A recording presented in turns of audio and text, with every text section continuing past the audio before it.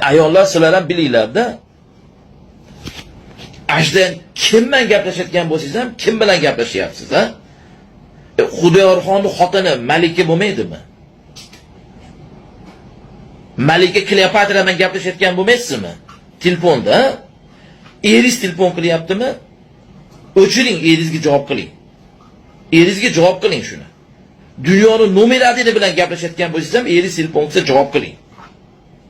Har qanday odam gaplashayotganingizda, dugonangizmi, boshqasimi, dugona, shuni erim xo'jayin telefon qilyapti, javob qilib bersiz, javob qilmaysan dedim birov. U gapirmaydi. Ishonasizmi, onangiz bilan gaplashyapsiz, onangiz bilan.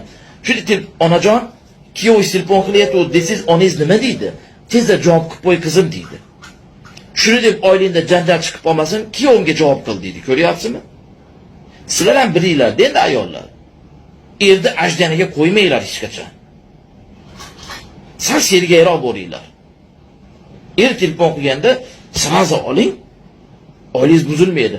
La'nat shayton shunda ham shu prichina qidirib turadi, shayton shu bahona qidirib turadi. Shu telefon qilsa-yu, ajdaniga tushsa-yu, xotin javob bermasa-yu, endi borib shayton erni qayraydi.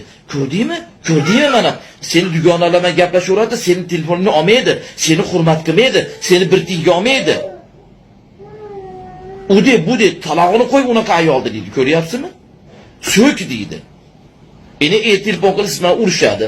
Siz ham aytasiz, onam bilan gaplashatgandim, opam bilan gaplashatgandim deysiz.